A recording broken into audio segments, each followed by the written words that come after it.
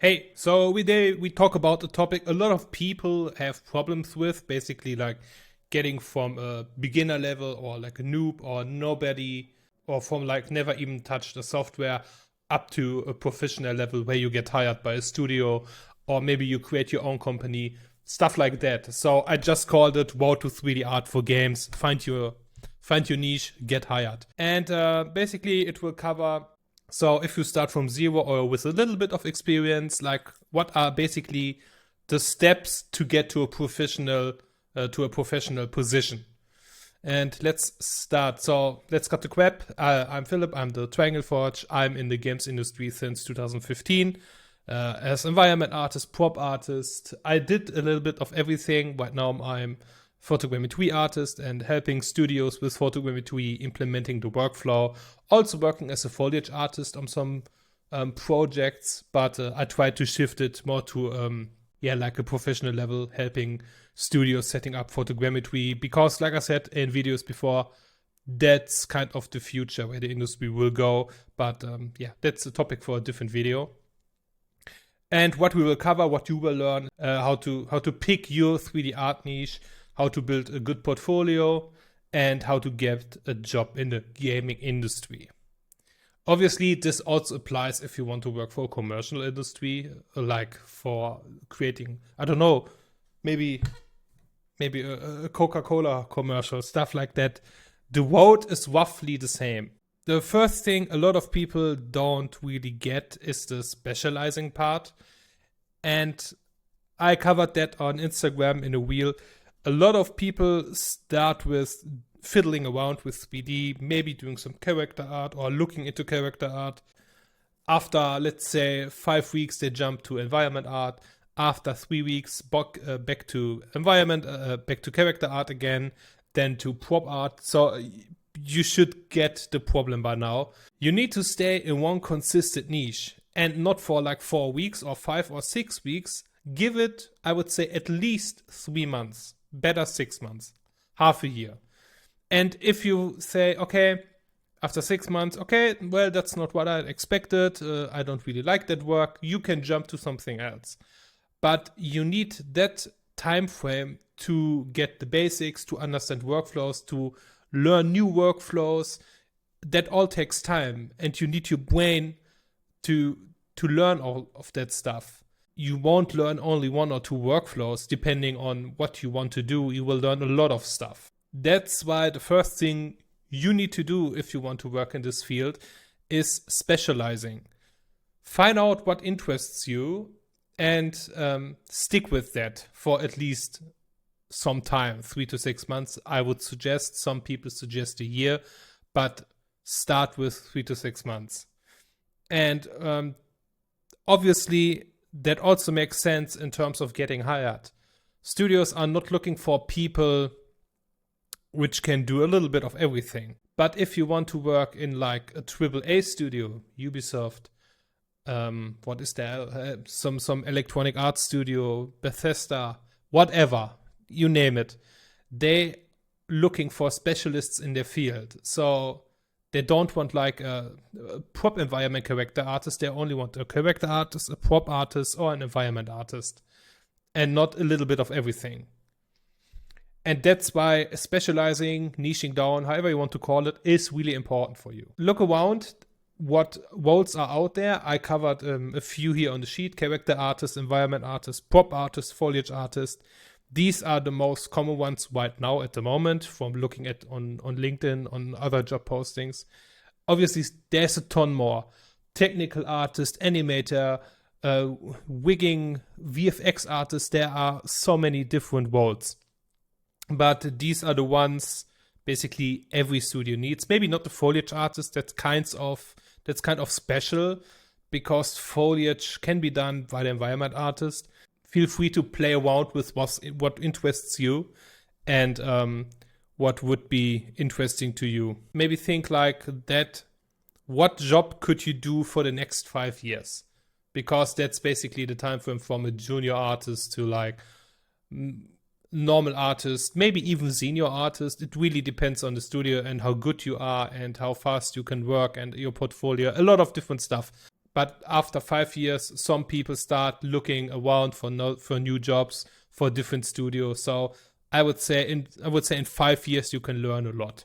So yeah, think like that. What job could you do the next 5 years?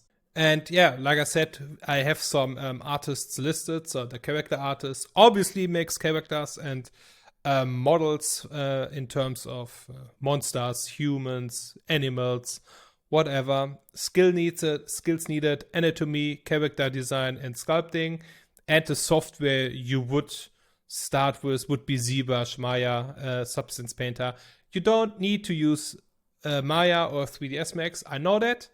But that's how the world works. Most of the studios are still using these platforms because they invest a shit ton of money into the licenses.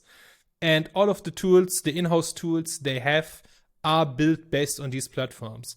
Nobody cares if you like Blender or not, or if you like Maya or 3ds Max or not. That's just how it works. These are industry tools and studios use them. So obviously, there are more studios switching over to Blender. A lot of studios let their own artists play with Blender in the spare time, on lunch breaks, whatever. But right now, fact is, Maya and 3ds Max are still industry standard. Obviously, you can also learn Blender on the side, but I would highly recommend starting with Maya or 3ds Max. With the trial versions or with the university versions, whatever they are called now, and learn these. And yeah, environment artist obviously creates the environments. Like, there's so much stuff environment artists do. Like, if we base it on the picture, modular assets, modular walls, modular floors, tileable textures, trim sheets, rocks, flowers, foliage. Their environment artists are doing a lot of stuff. And I think it's the most interesting job to get in because you cover so much of the industry, of the gaming aspect. But if you say, well, I like characters, obviously environment art isn't for you. I think it's the most interesting one because I think it's a mix of a prop artist, which we will cover in a second, and foliage and buildings and vehicles and stuff like that. And keep in mind, all these roles are not set in stone. So an environment artist can have different responsibilities at, let's say, a bigger studio than as in a smaller studio. So your tasks can change a lot. So it's not like every environment artist does X, Y, Z in every studio. These are just names. You can name it whatever you want, but the industry said it's called environment artist. The roles are always a little bit different depending on the studio you're working in. And yeah, responsibilities, create game environments, skills needed, world building, texturing, lighting also. Softwares I would start with Unreal Engine, Unity, Blender, again Maya, 3ds Max, because you can really do a lot of nice world building today with the built-in assets in the engine. So, for instance, Unreal Engine has all of the Quixel Megascan stuff we did, or I did years ago. That's all in engine. And with that, you can already start building whole worlds. That's why we scanned all of that stuff. That's why it's in engine. And you don't need to start with Maya 3ds Max 3D modeling. But obviously you need to learn that. But if you're just getting started, you can play around with like Quixel assets, creating small dioramas, creating small levels, just something which basically shows you understand scale, you understand storytelling through assets, and lighting also important. So you don't put like 15 point lights into I don't know, a really small place, but you understand that you can use the light in engine to also create a mood. And I would start with that, and that also can be already, if you do it really well, that also can be a door opener for you. And the prop artist, which also is pretty interesting. You basically creating props. Who would have thought? Design and model props and assets, skills needed, modeling, texturing, attention to detail, and software, 3ds Max, Substance Designer, Maya, Blender, whatever you want to use. Prop artist could be really interesting. It could also be a topic for this channel. So let me know down below in the comments. Maybe we can model that shield. That's like a really nice beginner asset if you're new to the whole, new to the whole 3D journey and you want to get started. So maybe that would be something for you guys. Let me know. Let me know down below. And yeah, the prop artist is creating all the props you see in a game. That really depends on your skill level.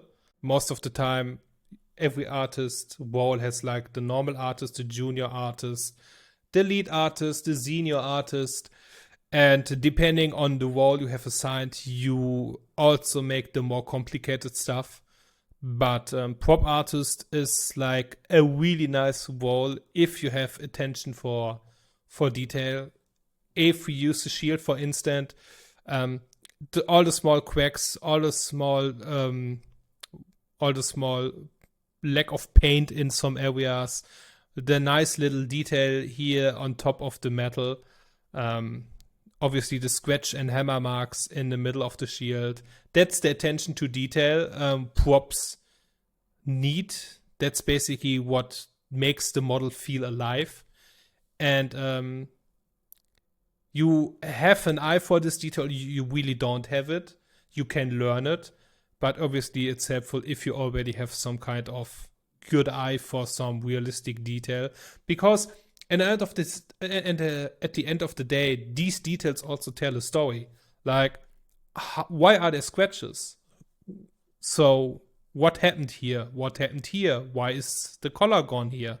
Why is there a big mark in the shield? So obviously that's all storytelling.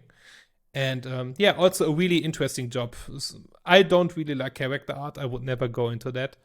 But like I said, that really depends on you. So nobody can tell you what you like.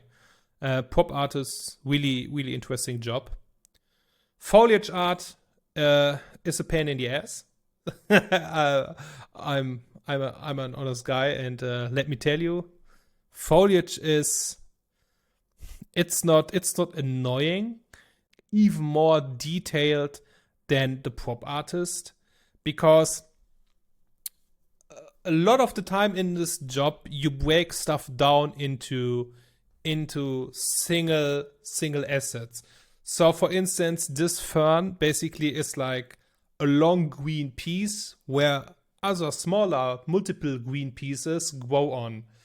And if you then separate one of these branches even more down, you have even more small and green different things with different spikes and all of that stuff. So foliage art is really hard to nail down exactly. There's a workaround for that. You can scan your foliage. That's what I'm doing. And obviously that's the most realistic result you will ever get, because it is based on on the real plant, because you just photographed it from different angles. But a lot of studios are still doing foliage by hand, so in ZBrush, which is also kind of fun. But like I said, foliage is really, you need to have a good eye for details if you want to create it realistic. Obviously, if you're working on stylized assets, it's not that important. But then you need to have a good eye for the overall shape, so people can tell what kind of plant it roughly should be. So that's the overview. And then you assess your skills. There are some questions you can ask yourself. What do you enjoy creating the most? And what are your strengths and weaknesses? And if you can answer these questions honest and don't fake the answers until you are happy with the result, you will have a rough guideline for you where to start. Because if you're like me and you're saying, I don't fucking care about character artist, about the role, okay, then you can scratch that one already from the list. And yeah, just be honest, and you will have like a rough guideline where you can start. Nobody can answer the question for you. I would suggest going on ArtStation, just looking through what is on the site, and whatever interests you the most could be a really good jumping off point for you. And on the right side, we have the essential tools I mentioned, which are basically industry standard at the moment. That's 3ds Max, Maya, Blender, ZBrush for modeling and sculpting, UV layout, Visum UV, separate UV layout programs, which are not included in Max, Maya, and Blender. Obviously, you don't need these. Some of the studios work with them. Visum UV is like, I love it. Best 15 euros you can spend. Then you have the Substance Suite, Adobe, unfortunately. So Substance Painter and Substance Designer, that's like, that's really industry standard. There is no way around these. SpeedTree, if you like to get into foliage, and obviously the two biggest engines out there, Unity and Unreal Engine. So your portfolio is your job magnet. However, a big disclaimer, your portfolio is not everything. If you can't market yourself, or if you are not approaching any people at all, nobody will give you a job. It's not like you put your portfolio on ArtStation or on your private site or whatever. By the way, I would suggest, if you're starting out, if you want to get in industry, you'd use ArtStation. It's easier for the recruiters because they have to look at the same site all over again, all the time again. And yeah, a big problem is people basically waiting until they get hired, which is not how that works. You need to apply, and yeah, nobody cares if you're shy or not. Just write an email. We will cover that in a second. Also, don't write the same email 20 times. Write an email, apply for a position. The position is not applying for you. You need to apply. Everything starts with the portfolio. So obviously that part is also important. And the portfolio part is also interesting because a lot of people, beginner people, get it wrong in terms of they put everything on there. And a portfolio is quality, not quantity. If you only have 3 pieces, but all of these 3 pieces look fucking awesome, put them on. And if you have like 20 okay and 5, I don't know, not so good pieces, don't put them on there. Nobody cares about the quantity. In fact, you make the life easier for the people looking through your portfolio if you only have 3, 4, 5 pieces, and all of them, if I click on your piece and I see some screenshots about your maybe environment, then I see a breakdown on how it was created, then I see a breakdown on the texture maps, I see wireframes, that's all I need to see. And make your portfolio in a way that the companies you are applying at, the recruiting people, if they look at it, they see in like maybe 20 seconds, okay, that's a guy for the next round. Maybe we could hire him. But if you have like a portfolio where you have like infinite scrolling down and down and down and project after project, that's not really good. And if they are only like medium quality, and there is no breakdown, there is no explanation on what was your part in this model or how did you do it, that's also not good. So focus on quality, not quantity. Also, the next point, tailor your portfolio to your chosen niche. Don't start like as environment artist on your portfolio, and then you are a character artist, and then you are a VFX artist. With a portfolio like that, nobody can really hire you because you apply for like a fixed position. If you apply for environment artist and you send them a portfolio as a VFX artist, what should they do? I mean, they only can reject the application because obviously your portfolio is showing maybe some environment art, but then it's like, why is there character art on that portfolio? So obviously they can't hire you. So only upload what fits your niche. And yeah, what to include: high quality renders, wireframes and texture maps, breakdown of your process. That's already a nice to see for a studio. Connections are opportunities. So join online communities, maybe a Discord, maybe, I don't know, a forum like Polycount. Attend industry events and meetups, and be active on social media, Twitter, LinkedIn, ArtStation, and share your work on a regular basis. Attend industry events and meetups. I mean, I'm not a huge fan on meetups, but obviously if you live in an area which has like a huge games industry, that could make sense, because obviously people from studios will be there and you have some inside talk or some inside knowledge if you attend events like that. And with that knowledge, you can apply for a position which could be opening up soon, or you can just meet interesting people, and you never know what happens with this. With this new contact you just made. I had like quite a few contacts I met on LinkedIn or in real life or whatever, and I just had a nice chat with them, and I don't know, 3 months later they messaged me and asking if I'm open for work with them, or they sent my contact my contact on LinkedIn to a colleague which would like to hire me. So you never know. Networking is really